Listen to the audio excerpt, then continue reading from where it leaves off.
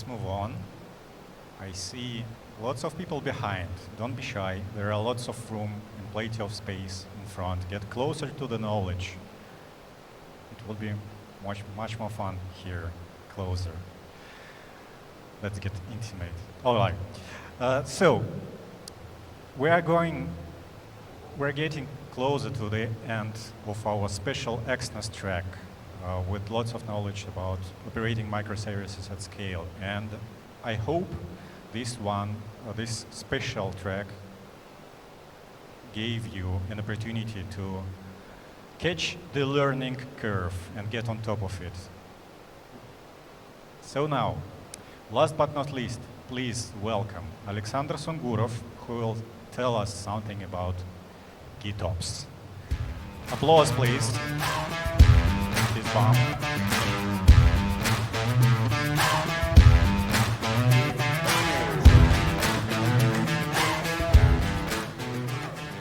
Hi guys, thank you for coming. And you see that my speech is GitOPS from security perspective view. Yeah, but today we will talk mostly about how to use this approach instead of security in general. So, my name is Aleksandr Sungurov. I work in XNAS as a security architect. I have been working in security many years, and my mission is to make not only secure services, just because security, sometimes we think, okay, it's restriction, it's some rules, how I can work with some secure environments and something else. But my mission also is to make these services, this environment, very convenient for developers, like their favorite environments with some good opportunity to change something, to add something, and for test, for example. But we have this story today. I had a task to create new secure environment for our financial service, for our service with personal client information. And our previous environments was not so convenient for developers. It's just black box without accesses. And if you need to change something, you need to wait a lot of time because you need to wait when administrators see your ticket, after this do something. Yeah? And main goal of our new environment, it's secure but developer-friendly environment. Then every developer, every administrator can operate with this system and service. And also, we need to create something transparent just because our developer need to know what happens in the environment where they are running some services. Short agenda, I think some words from this is most that you know, but some of this I will explain. Yeah, it's just journey that I took. Then I need to create something really good for developers and secure, because they need some security when they talk with, when they have deal with money and personal information. But at start, we need to keep in mind some principles from my favorite approach, Zero Trust. My presentation mostly about how we can use and how we can use some approach and how you can create a secure environment in your company or secure your current environment. But we need to think that they don't have only environment and servers with Kubernetes or virtual machines. Yeah, they also have people, and we need to know that they need to provide some opportunity to be secure for these people. My favorite here is posting for their laptops, just because we need to know that all our secure policies, our anti-malware agents installed on their laptops, and also 2FA. Yeah, it's common practice to say, okay, they need 2FA in some places. But you know, as a bad guy, if I want to have access to some environment, for me, more simple to steal a laptop or to buy a credential on some dark markets. And if our administrators have some 2FA, for example, tokens or biometry, easy to prevent this kind of attack. OK, let's move on. Why GitOps? OK, we need to create something really easy configurable, and we need to provide accesses to a lot of people, just because we have DBA admins, we have Kubernetes admins, we have developers, and these guys need to know what happens with environment, and they need to have some opportunity to manage it. Just because, business is very fast. If you have some idea at Monday and you didn't realize it till Friday, you have bad situation because you can drop your idea to garbage. Also, as I said, that GitOps provide for us not only security opportunity to create some process according to this, some checks, some reviews. Our developers and every time can see that what they have now in our infrastructure, and also if they need to scale something, they can easily add some parts of Terraform, Ansible, and have new services, and it's really simple for understanding if we work in a modern IT company as administrator or IT guys. Also, if we're talking about a unified way how we can manage to do something with our environment, we need to think about infrastructure as a code. For some teams in my company, it was really common technology, just because they managed to use Terraform or Ansible for Vault, for example, HashiCorp Vault, or for Kubernetes. But in some parts, they need to say that, OK, it's future, because you have all your configuration. You can easily change it. And if you have some IT problems or secure incidents, in every time you have history of your changement, and you can easily detect what you change to get some IT incidents with loading or errors. And I think if you work in some big company, it's quite a complicated question about your infrastructure. If someone asks you, OK, I want to deploy this service, and I need to access to in our service what I need to do, or do they have some Redis cluster for me? In infrastructure as a code, you can easily, like developer, like administrator, go to repository and see what you have now in your infrastructure. Also, it's some part of inner sourcing.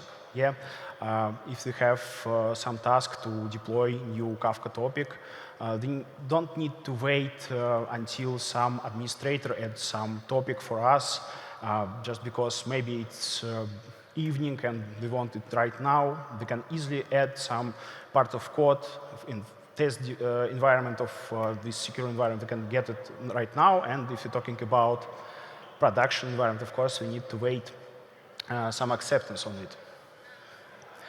And about rules, not all about convenient and friendly. Yeah, sometimes we need to add some restrictions if we're talking about some secure environment. How we can do this? OK, they can write policy, they can teach and create some awareness against this policy, add it to bootcamp for our developers. But, it's really boring stuff. Tell again and again that we need to do like this. You need to add some advices how to do this. OK, but we can do this problem if you're talking about GitOps, infrastructure as a code. OK, we can create policy as a code. And it's really easy, just because you can spend a little less time to enforce it. You can add it to your CI/CD. You can add it like a tool in a Kubernetes cluster. And every time then you need to deploy something, you will know that, OK, everything is OK with my infrastructure according to my rules. Also, it's good if you have some PCI DSS GDPR audits, ISO 27001. It's also easy because every time you know, OK, my infrastructure is compliant for these standards if I created some rules. And some example of tools that they can use to do this. It's Open Policy Agent. It is a very popular solution for now, and I think you heard about this in context of Kubernetes. For sure, it's very simple to use this Open Policy Agent to provide some rules how they can deploy in Kubernetes, but I think they can use it in more spaces. For example, they can use it for our Terraform because they can also set some standard configuration from security, and we can check it by Open Policy Agent. It's open source tool written on Go.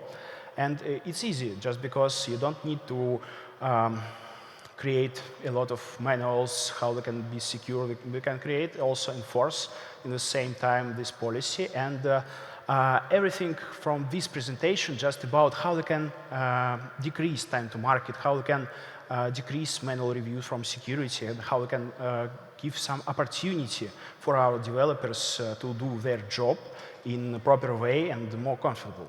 And just simple explanation how it works. It's just service, and this service Open Policy Agent get request with information. It can be Terraform, it could be some Kubernetes configuration, and after this, it's decomposite and validate by binary rules every that you have in your updates. And easy to add this tool to your CI/CD or Kubernetes, but we need to think, I think, more wide about this, just because, okay, if you don't want to use Open Policy Agent, you can create some quality assurance tests for your code base, infrastructure as a code base, for example, PyTest, and have the same result. If you want to have some unified configuration across your environment, across your company, and it's a good solution if you want to do this. A simple example how it looks like part of Open Policy Agent policy written in Rego. And here we have some example just about naming and name convention for ingress, and sometimes it will help you to prevent some small incidents and declare some how developers need to use naming. And yeah, it's quite easy. Also, my favorite thing about Open Policy Agent, you can add some information about what gets wrong, and also you can provide link for how to. And here they can decrease time for deployment, just because previously I need to go to security officer, for example, need to wait for a review, and after this I need to read a lot of documentation how I need to do this if I just starting. But if my deployment has some several problems, I can easily read how to direct to my problem, and everything is okay in secure environment, just because they checked it. Also, in our thought, how they can improve this environment and how they can improve process, it's about well-known processes before. Yeah, they have application development, they have software development life cycle, and they have a lot of knowledge about how to build a secure software development life cycle. They can go to our application team and ask them to provide some advices how they can use SSDLC, but for infrastructure as a code. Just because it's also code, we have scanners here, but it's not speech about scanners and their false positive. It's about how they can separate big release when they need to check it by security guys manually, and how to separate small bug releases or small additional configuration that you can easily check by automatization. Yeah, it's how we can decrease our time to market and create some really convenient, comfortable way for deployment to our administrator developers and provide this way. Also, they have some problem here. I think you can also met this problem about loading of your version control system. If you have a lot of scanners and if you want to control a lot of your repository you need to create a lot of load on your version control system. But our application security guys in Extens, they created security bot. I will share a presentation, and you can download it. It's open source tool. It's just simple orchestrator that track all merge requests from our repository. We can decide what repository we need to check. After this, this tool just download code changement and start all SAST that you want to run on it, and also collect reports. It tool help us to know that everything without vulnerability, without misconfiguration, and it helps to our security specialist and our common specialist to know that everything is okay with their code.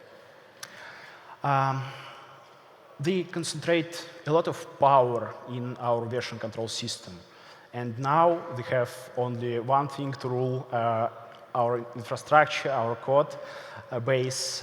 Yeah, it's quite scary to know that someone can change code, for example, in our payment system, or change infrastructure and open firewalls. But we need to think how we can live with these threats, how we can mitigate it. And one of way, just add simple GPG signing of our code, just because it's simple mechanism that you have in every version control system, what we have from this. Yeah, if they add this simple step of security, every developer they need to add GPG signing, and we know that now this code is created by current administration or current developer. They can check it. They can check that no one changed this code. And also, if they have some incidents, some problem, because sometimes we can have internal intruders, yeah, and we can check who added some backdoor and directly verify it, because we have signing on each commit. Also, it provides some security layer. Then if someone stole our developers' user account and provide some code, they can provide with right signing, just because you can easily monitor public key changing in your version control system by security operation. I told about process, about why we choose GitOPS and infrastructure as a code as process. Yeah, just because GitOPS, it's quite simple way how you can automate deployment and do it in a repeatable way. So also, as we have some secure environment, we need to add some controls. And they can use request approve policy. For example, in GitLab we have it, and also in our version control system we also add it. But it's a little bit tricky, just because if they add request approve policy and add some security group for this, we can have a lot of merge requests every time, and we need to add some automation here to proceed some simple minor changes by automatic way, and to raise ticket for security guys to review if you have big changement or changement in some critical system, for example, firewalls. And it also can split your job in two ways, automatic way and manual review, just because it's quite scary to change something big in this safety environment. We talk about how we can provide configuration, how we can create infrastructure as a code and use it, but we need to think about 2 points. We have our secure environment, we have our version control system, and we need to verify that all artifacts that we provide to secure environment is created by us. And this thing not also protect us from supply chain attacks. Yeah, just because if we have some SSDLC process or some scanning process, we need to verify that every steps from this process completed. Just because if I had bad ideas, I can exclude some scanners from my pipeline and do something bad and push it with sign. But okay, they can add it to some template secure job for verifying, then we can ask about vulnerabilities and some steps. For example, for big changement, okay, are they completed our security manual review or not from Jira, for example. And after this, we can sign. And in Kubernetes, now they know that this artifact, for example, Docker image created by our secure SSDLC, add insecure stuff. Then we have some works here. Okay, I can explain a little bit more. I think from my journey, yeah, it was quite hard to. It's simple to see all these approaches, and it's simple to think. Okay, we have GitOPS, we have infrastructure as a code, but also they have a lot of knowledge according these approaches and a lot of instruments that we need, tools that we need to add to our employees, to their current processes, and it's hard.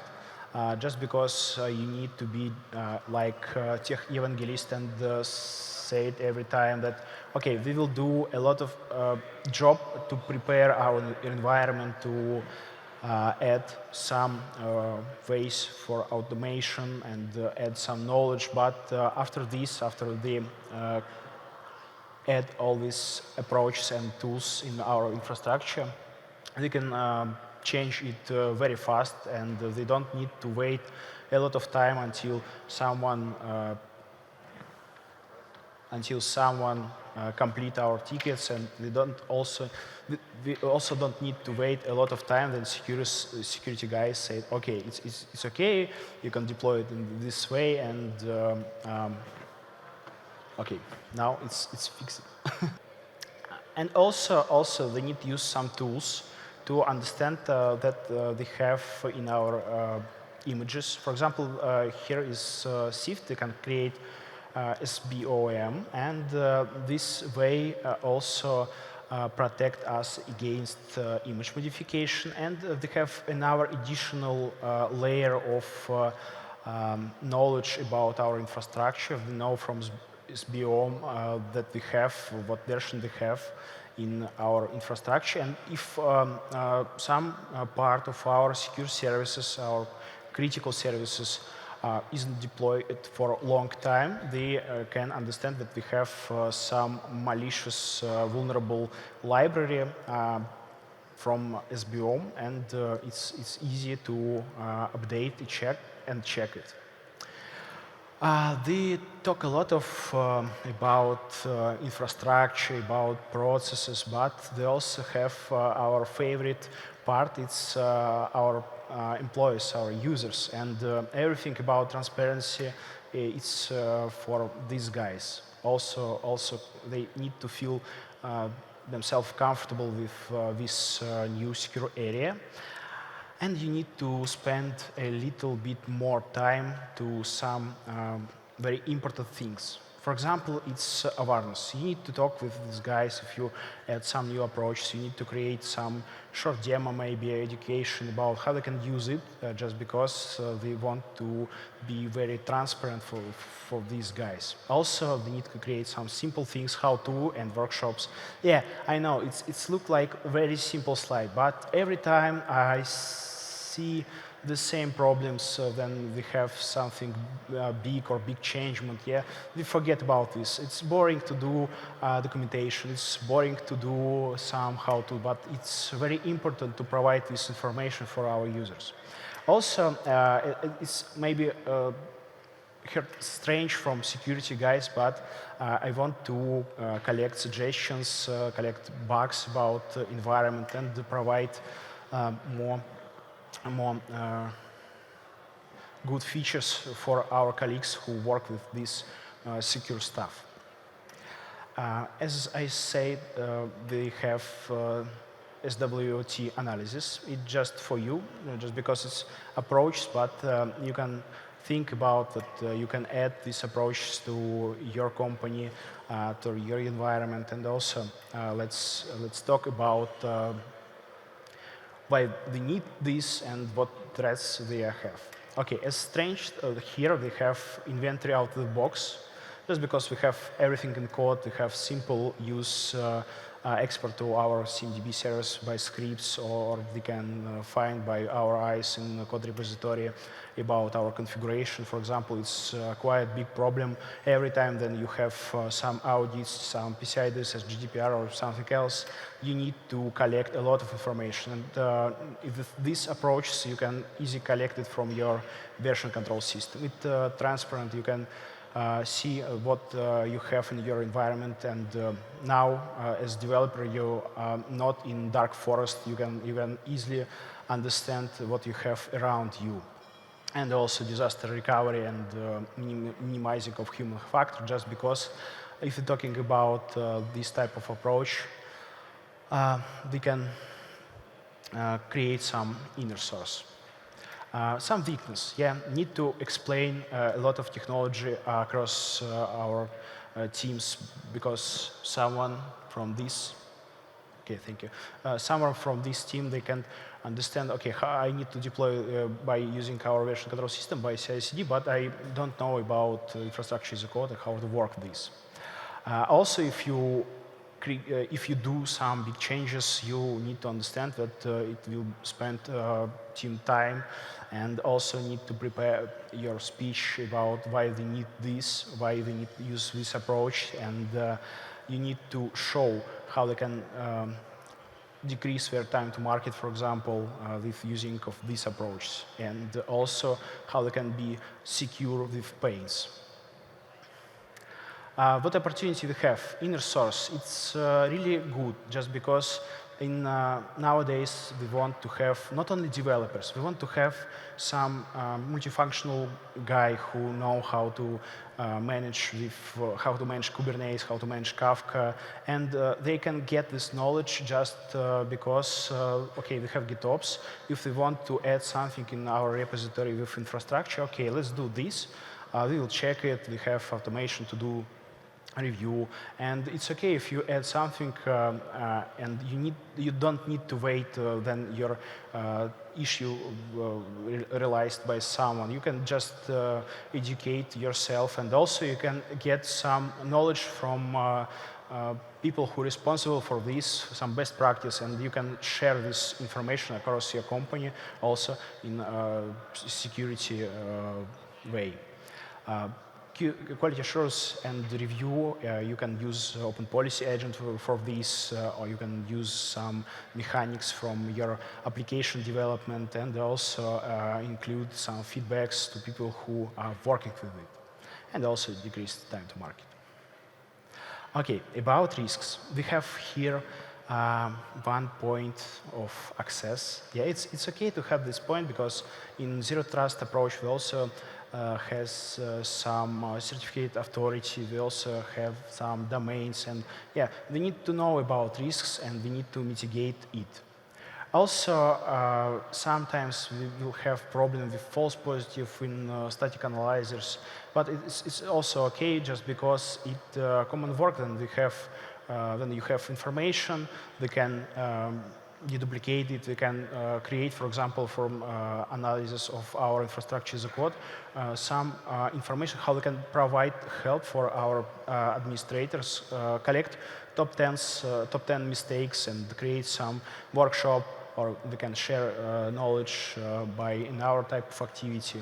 And it's really good, just because you don't need to be like bad guard. Then you say, okay, no, you can't deploy like this. You can say, okay, let's think about how we can use these mistakes in configuration, and you can provide some good ways how they can manage their problems. Also, as I say, they can have site intruder. Yeah, it's common practice, and sometimes people feel that, okay, I will take just only 10,000 euros, and after this I will bring it back, but it's bad, and here we can manage this problem by segregation of duty. Our processes in secure environments separated by departments, and you need review from security and some critical changes, and also mechanics from application development in infrastructure as a code, you can use 4i principle. Then you need approve from another person from team, for example, from team lead, from another developer, and you can mitigate this risk in this way. And of course, it's sometimes it's difficult to implement, and you need to think how you can use this approach, and you need to check tools for your company. You need to understand what you can use from your company now and what you need to bring to this company. And some real life. What I met in this journey, now our environment built and everything is okay. They are solving some problems by request, but okay. We need to be transparent not only in environment. We need to be transparent as architecture team, and we need to say why we need this approach, why they need to do extra job, and it will solve a lot of problem. Just because you will transparent, you can get some feedbacks about how to create some convenient environment for developers, because these people will work with it, and they don't want to work with some black box with a lot of restrictions. Sometimes in your company, you need to change processes according you add a lot of approaches, and you need to think about, you can't just create it and say, okay, now you can use it. No, you need to create some human understanding processes, how you can deploy to this environment, how you can, for example, ask about firewall configuration and something like this. You need to think about how you can build it in a simple way, and also you need to think about time that will spend developer for this. Just because you can add just free tickets for one operation, and you need to combine it. It's quite simple rules, but I tell it just because they have the same problem, and I see it, I think, in every company that I worked. And also brand image, just because they have some new big, and sometimes you need to say for IT guys that, okay, they have problem, but it's problem with our tool. It's not problem of all environment. You need to work with people's senses, and you need to provide some way how you can solve their problem. And you should say, okay, it's secure environment, just do like this. Yeah, they need to find some ways to collaborate and communicate with each other. And that's all. By this link, you can download this presentation, and also in this presentation, you know that you have link on our SecBot. Thank you. Thank you. Please applause. Thank you very much. So don't forget to rate the talk. We really appreciate it. And questions. I want to see your hands. Yes. Keep your hands so I can see you. Yes. OK. Hi. Thanks for the presentation.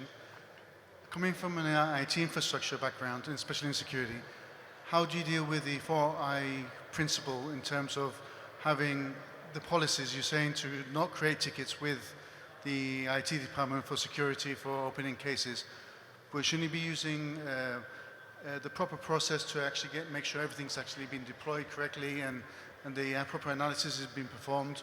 So you open a ticket, you test it in the UAT environments, not just go straight to production. Because this is what I was understanding, that you're trying to eliminate certain aspects and certain procedures just to make things faster. Is that the correct assumption? Okay, could you rephrase and be a little bit louder, because I didn't hear you? No, okay, sorry. I was talking about the 4i principle, that you always have someone checking the code before it gets deployed to production. So by opening a ticket to create a security request to open certain ports, if it's a firewall issue, you just don't, you do it and it gets evaluated, then gets processed. What you're saying is you're trying to avoid having too many tickets and too many bureaucracy type of aspects with this process. Okay, I totally understand your question. Yeah, it's a good question about that. Sometimes they need to have some acceptance processes. And as I say, sometimes security could do it automatically, just because they have just minor change, and they can just see that everything from our policies and from our scanners is okay, and we can pass it and without any restrictions. Also about 4i principle. If you're talking about really secure environment, they want to have some not only security review, but they want to have review from our guys from team. It's just a common process from application development, just because in our second guy can provide some feedback about best practices in company, and they can create more effective, more good services in company. Yeah, it's part from with approval requests. It's part from how we can control what they want to deploy in our secure environment, and it's the most, I think, convenient way, because they use processes that our developers and our administrators use every day, and they really know how to do this. And also, they don't have delays according to the need to change system, go to, for example, Jira, write some ticket, and they do in one system. Also, if we're talking about version control system, they need to review only differences on the new line of code if you're talking about configuration, and you can spend less time than you need to review some big request. I want to do this. Yeah, it's our way. Thank you. If you have questions, please raise your hand so I can see your question to the left. It's great to have a single source of truth in Git, but with great it comes with great responsibility. And you mentioned internal intruder and segregation of duty and 4i principle, but how to deal with privileged internal intruder? So, for example, if we have our GitLab as our repository, GitLab admin can easily bypass all our repository controls. Mm-hmm. Yeah, it's a good, hard question that we also met, just because, you know, all version control system, they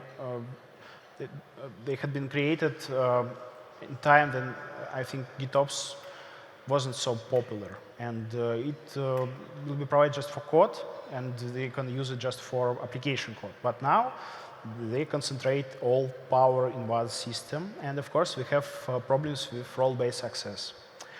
What they decided to do with this problem, they also decide to use infrastructure as a code approach here, and they want to use only configuration from Terraform for our critical repository, from repository and access their policies by Terraform, and they want to exclude this from typical administrator's account, just for using the same approach, use acceptance from all teams who are responsible for different zones. For example, for GitLab administrator and security also, to control this, just because you also can simply create for Terraform policies to prevent some malicious modification. For example, for adding some administrators from users to this repository to change the CI/CD and something else. Yeah, it's quite complicated to use GitLab for configure it itself. Yeah, but it's price when you use it like one thing to control everything. Thank you. Any more questions, please? Raise your hand. Yes. Thanks for presentation. All words was good, bill of materials, policies, infrastructure as a code, container signing, but the biggest problem is in your colleagues every time. So you need to change their mind to work correct. Yeah. Why do we bring some new restrictions? Why it's not useful as was earlier? So, what step will be first to change their mind and implement such really security systems to your company? What should we do? Okay, for me, it was a little bit simple, just because we had some bad black box environment, and this is better. But now, every time I meet some questions about why they need these, okay, they can stop, they can don't use this technology or something else. And if you trust your solution and you know that, okay, it will be work because it's best practices, it's a good combination. Of course, in this process, you need every time to tell a story about this approach to benefit, about these benefits, and you need to repeat and repeat it just because when we have a meeting, yeah, I think we concentrate only 5 minutes after this, we're thinking about, okay, I need to go to the restaurant at the evening and something else. I think it's some kind of combination.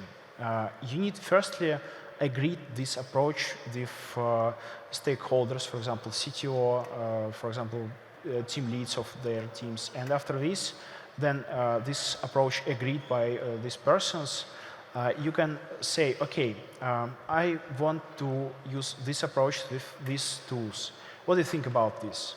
Okay, what we can change and what we can change for your comfort here. And yeah, it not separated processes. You need every day to be in touch in all teams, and only in this way you can build some really convenient and friendly for developers, not so strict like security, super secure environment. Thank you. Any more questions? Or we are going to the most interesting and most smiley part. Who got the best question asked? Let me get on stage. Okay, here. I think this guy, just because it's the most painful moment when you use GitOps.